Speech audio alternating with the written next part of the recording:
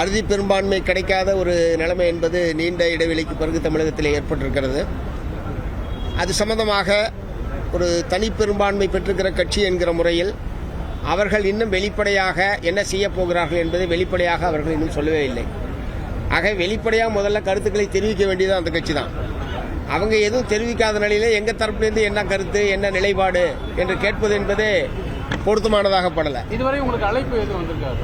எங்களுக்கு ஆதரவு கொடுங்க அழைப்பு வந்திருக்கா தமிழக வெற்றிகளா சார்பில்? இல்லை. ஒரு அழைப்பு வந்தால் என்ன பண்ணுவீங்க? அது யூகத்தில் கேட்கிற கேள்வி. முதல்ல அறுதி பெரும்பான்மை இது தனிப்பெரும்பான்மை கட்சி என்கிற முறையில் அவர்களுக்குத்தான் அந்த சட்டப்படியான வாய்ப்பு என்பது இருக்கிறது. அவர்கள் என்ன செய்ய போகிறார்கள் என்பது தெரியவில்லை. அவர்களுடைய நிலைப்பாட்டை அவர்கள் வெளிப்படையாக சொன்னதற்கு பிறகு என்ன நிலைப்பாடு எடுப்பது என்பது நாங்கள்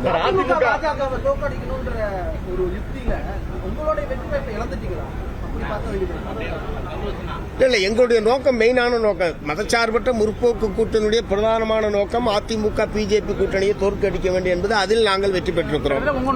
ஒரு எதிர்பாராத இந்த தேர்தல் முடிவு என்பது ஒரு முற்றிலும் எதிர்பாராத முடிவு, அவர்களே கூட எதிர்பாராத முடிவு. அப்படி இருப்பினும் தமிழ்நாட்டு மக்கள் ஒரு அறுதி பெரும்பான்மையை எந்த கட்சிக்கும் எந்த அணிக்கும் வழங்கவில்லை என்பதுதான் இப்ப ஏற்பட்டிருக்கிற நிலைமை. உண்மையிலே தமிழ்நாடு முழுவதுக்குமே பெரிய அதிர்ச்சி, தமிழ்நாட்டு மக்கள் மத்தியில் மிகப்பெரிய அதிர்ச்சியை ஏற்படுத்தி இருப்பது மாண்புமிகு முதலமைச்சர் அவருடைய தோல்வி. அதை முற்றிலும் யாராலுமே ஏற்க முடியாத ஒரு தோல்வி என்பதுதான்.